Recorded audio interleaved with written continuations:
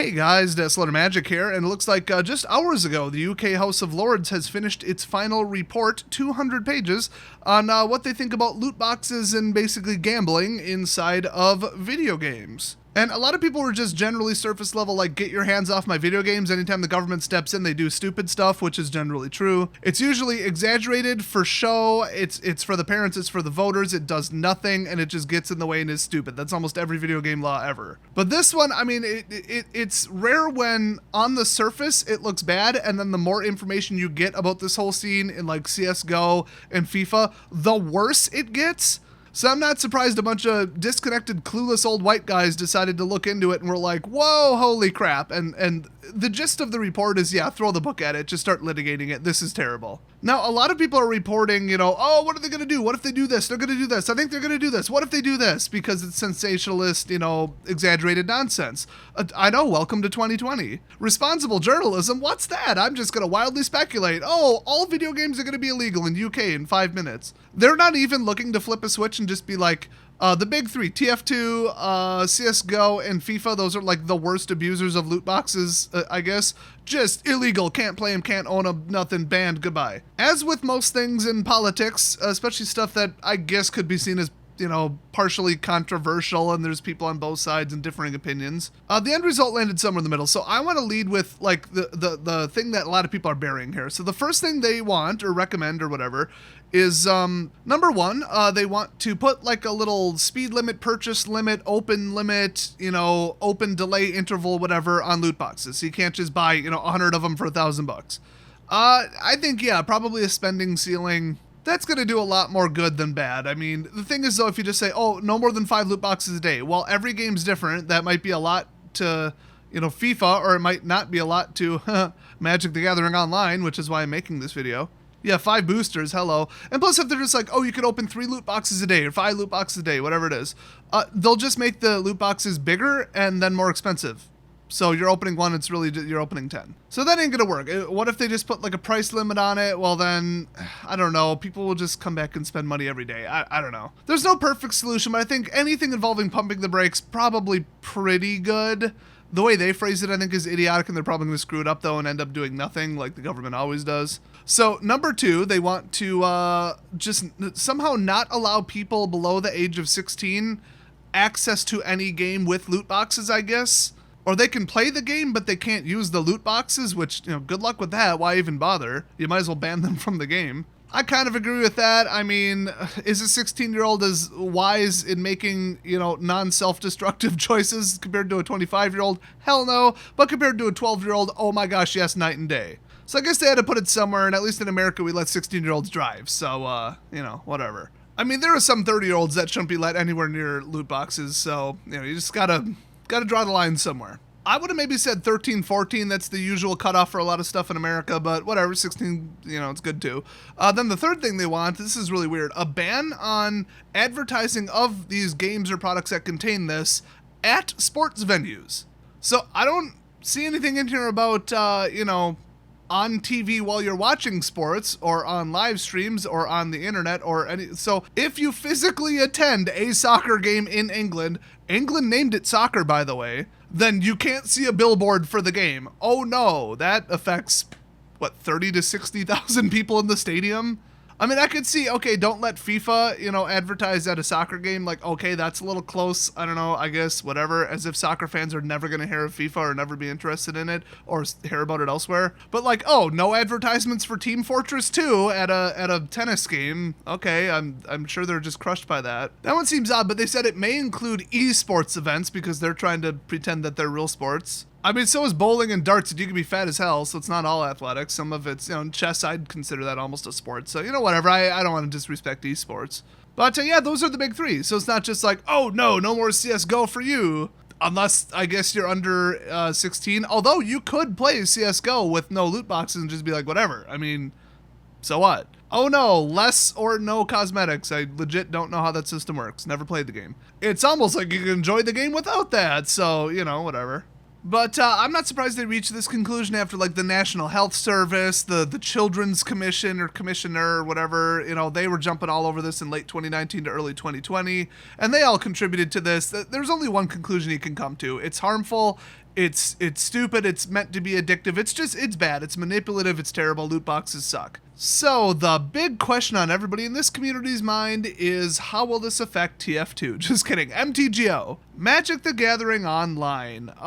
The big focus and a lot of the details here were like, oh, well, it's just, it's not worth any value. It's just an in-game asset, whatever. Some are rare, some are not. People want stuff more than others. So what? That's how games have worked. Get over it. And then they found out, okay, you go to like, I assume TF2, definitely CSGO, and possibly FIFA maybe? But let's focus in on the one I do know about, CSGO. You can just trade your skin with a bot and they'll just like PayPal you the cash. And they'll resell it. There's a whole third-party marketplace, and there is basically nothing done to stop it. And if you're familiar with Magic the Gathering Online, which I'm not, but at least I know this much about it, there's all kinds of bots that, Wizards doesn't do anything about. With the trade volume, or with just by putting in limits, or by analyzing with AI just basic patterns, they could find out every single bot account. I mean, you own 100,000 cards that have never played a game? Bot account. So if they wanted to, they could wipe out every single bot on MTGO overnight, and they haven't. They allow it. They clearly are complacent with it because now the people have an easy way to cash out. So now they feel good about paying, this amount for a digital, booster pack of cards that, according to the terms, you don't own. Because even though you don't own them, you can trade them to a bot, and they will send you US dollars. I heard that system collapsed when the pricing collapsed in MTGO, but it's probably back up and running. I don't know. Who cares? But you can also trade with other players, so there's that. And then there is like an equivalent ticket price, and tickets are based on dollars. So it's like, even if you don't touch a bot, there still is kind of a value to the cards. But the fact that you can just be like, oh, third-party bot, yep, cash, that's almost easier than selling a physical card, a physical object. And I'm going to take a wild guess that those services don't give a crap how old you are. Or they ask and take your word for it, something about that surface level. And if you recall, when this really blew up was when there was the CSGO, I don't think I can even say that phrase on YouTube, but games of chance websites, of which a bunch of like streamers were owners and lied about it. That was a whole FTC thing. But yeah, that whole thing, and then the odds were rigged, and sponsors got better odds, and just, oh my gosh. Besides all the shadiness, just the fact that existed when it was like literally a casino online. Wow, you want to outline the fact that skins were basically just like a digital credits currency that you could trade in for US dollars just as easily as anything. Oh, that's where they took issue. As soon as people realized that there was a cash out, the government started just jumping all over that, because they're like, somebody could put cash in, play a game of chance, and then get cash out. That is literally gambling. And then they just looked at how easy it was. Well, let's go back to MTGO. Uh-oh. So let's compare it to Arena. Now, when you open a pack, there is some variance, but, if it was just a rare's a rare, who cares? Remember, on Arena, a $50 mythic versus a 50-cent mythic, they're all the same. They all have the same odds being pulled, and they all take exactly one wild card to redeem.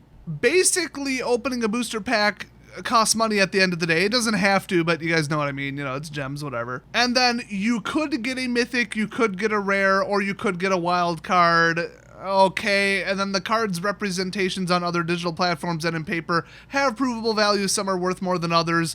But at the end of the day, you can't trade with each other, and you can't trade with bots. The best you could, I guess, try to do is like sell your whole MTG Arena account, and good luck with that. Most platforms like eBay would just like erase your listing immediately. I mean, I tried to sell just some RuneScape gold back, oh gosh, 15 years ago at least. eBay struck that crap down real quick, and that was like a long time ago. So if you're like, oh no, this card has more value than the other, and this thing I opened from the booster is, there's no cash value to it whatsoever. It's just used to play the game. That's it. You can't, transfer it to anybody. It isn't even really an asset. So I don't think they'll ever come after MTG Arena, but boy is MTGO the opposite. I think they're going to have some problems in England shortly. Or the UK, or the British Isles. You know what? Learn how to name your country. Just pick one, and then just tell us what it is. But Des, you don't get it. It's complicated. That's my point. Now, I'm thinking, this is MTGO. Who the hell opens boosters just to open boosters? It is direct trade fodder, cool, but, you can just buy tickets and use them to trade on the market, like the actual in-game market run by Wizards, to buy the singles you need, build the deck, and you're done. You could play MTGO without ever opening a booster, I guess. I mean, correct me if I'm wrong there. And ban advertising, who cares? I mean, that would get complicated, though, if it's like, oh, they're sponsoring a streamer, the streamer's in America, Wizards is in America, but somebody in the UK is watching it. I guess that's why they said it's only at, like, sports stadiums or whatever. But if they run a live stream esport thing, I mean, it's not like they'd sponsor their own tournament, and I doubt that, like, Hearthstone would allow Magic the Gathering to sponsor their next esports tournament. So I think it could still survive it. Do I think they deserve to get cracked down on? Compared to how shady and awful and terrible, like, FIFA is, Magic the Gathering is like a saint. But, I mean, the whole booster system, I mean, let's just go to paper. Because, you know, digital is digital. You could open a $50 or $100 card on digital just as easily as paper. Well, not just as easily. All the prices are lower online. But they're out there if you buy the right set. I mean, there's huge swings in US dollar value. So let's move to paper for a second. Do I think they would ever crack down on the paper game? I don't think so. I mean, it's almost more provably like, here's a physical object that has a value. Look at the market. There's, you know, 50 different places you could sell it. Everybody agrees these are the worldwide prices, plus or minus, you know, this. It fluctuates. These cards have value, and you could open $150. You could open 50 cents. That is a fact. It's not even an opinion. But, you know, it might kind of get not technically officially grandfathered in, like it's just so old going back to like the early 1900s baseball cards. Oh, those have different values. Are those loot boxes? Not really. I mean, they kind of were designed that way, and these days, my gosh, do they screw with like, oh, you can get this or that, but it's only in one in this, and then there's only this, and they're serialized, and yeah, it's a lot more like a slot machine these days, but, you know, it's like a tradition to not call it gambling. It's just, it's part of the game, it's fun, whatever. But even if they did crack down on the paper game, okay, just make it illegal through all of the UK to sell booster packs at all. Cool, all the stores just sell singles anyway. In my opinion, yeah, it's more work, but, well, why did I call this my opinion? Factually, within math, you can make more money by opening the booster boxes and selling the singles unless the set is an absolute just bomb. We're talking like Journey into Nyx level bad. Now, that might not be doable depending on store size, storage, staff, you know, how their filing system works, and, you know, then we got the curling problem, and then you got to look at, like, 24/7 HVAC and, you know, climate control. It's not without its challenges. Do I think some stores would just drop it if they tried to crack down? Yeah, but I just don't see them going after that. It's really a digital-oriented thing, because everybody knows, like, in America, I think the laws changed on this recently, but in America, okay, a while ago, going to a casino in person, okay, they put age restrictions, whatever, that's about it. It's just, there it is. And then online gambling, completely and utterly illegal, because it's so much more convenient and easier. I guess they just figure, yeah, some people are going to have problems with gambling anyway, but it's like, oh, you have to actually physically drive to the casino. If you want to play, you know, this many things of this, whatever, you have to wait for, you know, the dealer or the dice to fall or what, you know. On digital, it's just like, there it is, turbo speed. Plus, I mean, you got to walk into a casino with cash, nothing to stop you from taking 10 G's out of the bank or something and going there. But, you know, if you're already there, you got the limit of your debit card at the ATM. I mean, I think you can get a cash advance on a credit card or something. There's limits on that. Online's a bit of a free-for-all. It's very, very easy for someone to make a really stupid mistake, which is why they made it illegal real quick. So you got your online CSGO skins where there's like no purchase limits, there's no opening limits. You could probably open, just a ton of the loot boxes like in a very small amount of time. I don't see a $100 bill feeder on my computer here, so I'm going to take a wild guess it's all digital, which tends to have no limit. So would they go after MTGO because it's online, it's easier, it's faster, it's quicker, there's no, you know, physical selling of cards or like a delay or any kind of effort? Yeah, but then would they extend it to the paper game? I don't see it. So, I mean, my final conclusion with what I know and everything I've been hearing, I've been kind of following this story on and off for like 2-3 years since it started. I mean, obviously, I don't live in Europe or the UK, so I don't really care, but they have discussed it in America. Now, these days, getting anything done in America is almost impossible in politics because everybody's a polarized idiot, and things as simple as wearing a mask so that you don't breathe out as much water into the air has now become a political issue, and now a political statement if you're wearing one because people are that damn stupid. I mean, they could find Bigfoot and it would become a political partisan issue somehow, like what they should do with Bigfoot. I mean, honestly, the PETA people, the vegans, and we all know what side they're on. They tend to lean a little bit left, and I don't think it's because their wallet's in the right pocket. But I mean, there could be a zombie apocalypse, and it would become politicized, where it's like, well, what does my team say? Oh, okay, I guess I believe that now. So if this came down to it, and like, honestly, the political parties are pretty 50-50 in America right now, nothing would get done. Absolutely nothing. One party would have to just sweep the majority of the government. And that's pretty unlikely, believe it or not. Now, it's so bad, it's so detrimental. I've noticed that in the UK, Belgium, some other places in Europe, both sides are coming together and saying, this is harming kids, at least we can agree on this. Let's just, like, fix this, because literally nobody is against this that we give a crap about. Like, the kids themselves, but that's about it. Oh, what's that? They can't vote? Yep, hey, look what I did. I saved the kids. Vote for me. And then people on both sides can say that. So it has not been heavily opposed. It's just, everybody knows the Democrats and liberals, they like to really hyper micromanage everything. I mean, look at California. It's an overtaxed welfare state shithole where it's like illegal to probably walk a certain way at this point in San Diego. Or no, San Francisco. That's the one where it's like a liberal shithole, right? Well, just most of SoCal. They have like 50 laws on how you can walk your dog there. It is an absolute over-litigated nanny state joke. Everybody hates it, and they are perpetually over their budget because they spend on every social program that, anybody throws at them. It is an example of how not to run your government. So they look at it and they're like, yes, ban it, don't let the kids play it, do this, throw every single law at it. And then you got the Republicans that are like, well, you should probably do something, but let's not get nuts. And then they take a giant bribe from EA and super corporations and they, contribute to their, re-election campaign, and it all goes tits up. So both sides are wrong, but then if they come together, you get something like in the UK where it's not just like outright ban. It's like, well, let's kind of, meet in the middle and just do something that's pretty agreed upon by everyone that seems reasonable and that outside scientists have recommended, psychologists, child safety experts, But if you're like me and you're like, that doesn't sound like something logical that 2020, U.S. politicians would do. Me neither. That's why I don't think anything will ever get done with this. It would take years for them to formulate something that both sides can agree on because they just disagree to disagree at this point. They don't want to work together because each side is becoming more extremist and they're all a bunch of nut jobs. So will this come here to America? And I say that not just because I'm from America, but also because, hello, Wizards is from America. And because I think like 44% of my viewers on this channel are from America. So a lot of us care about if this comes here. Now, I don't play any of those toxic loot box infested garbage games. Anything that even resembles that or worse on mobile, I don't touch it. It's just stupid. Do I think it should be regulated or do I even care? Yes and no. But as soon as they touch something I do kind of care about, which is at least the paper card game, I could care less about MTGO, but if they start losing mountains of customers and money because of some restrictions and laws and crap, they're going to try and, make Arena and the paper game somehow make more money, which they've done such greedy, manipulative, money-grubbing, cash grab crap lately, we don't need more. And I mean, right now, they're losing so many players across all their products in Standard, which is their number one moneymaker.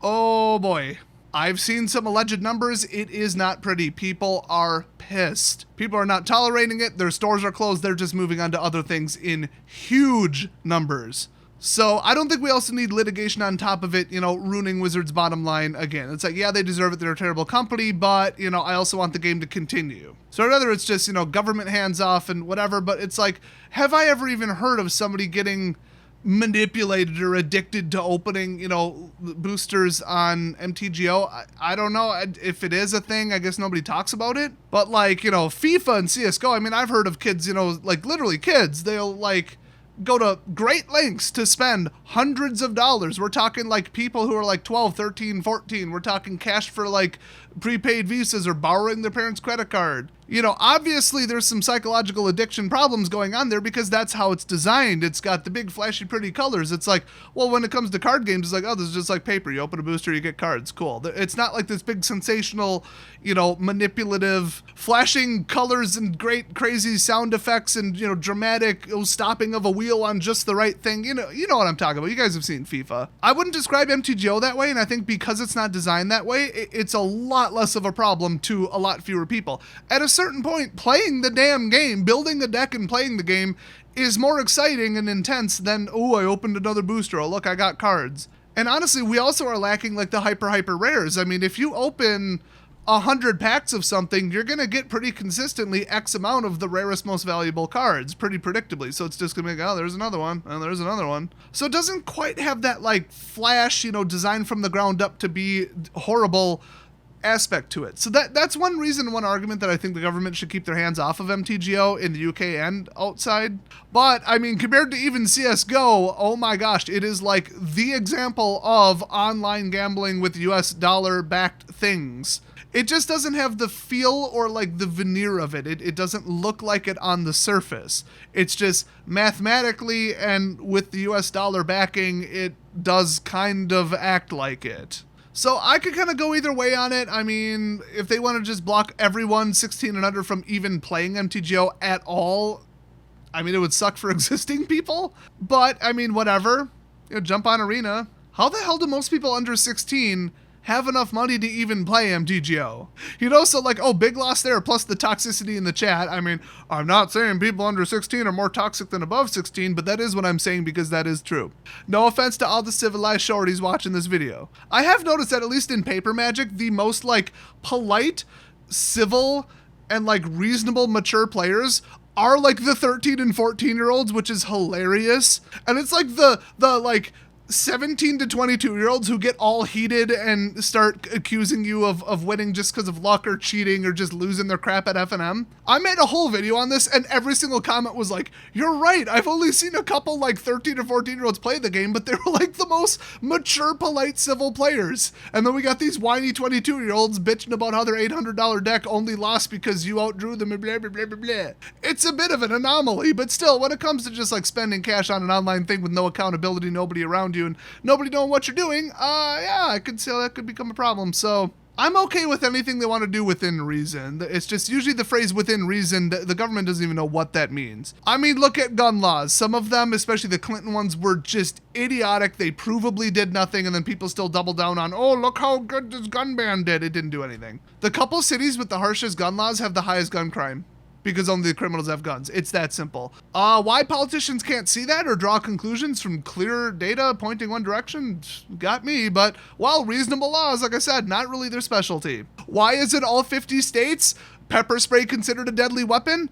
I don't know. Why can't I bring them to the post office? I don't know. Neither do the people who made the laws. How would you kill somebody with pepper spray? I don't know. I would assume take the canister and shove it down their throat so they choke on it. But I could do that as easily or easier with a pickle. Should we regulate pickles? When it's the government, it don't have to make sense, and that's what I'm afraid of. That's what everybody's afraid of. That's why a lot of people are saying just keep the government, get their stupid hands off my video games. But if you look at how bad and how like, well, let me just put it this way.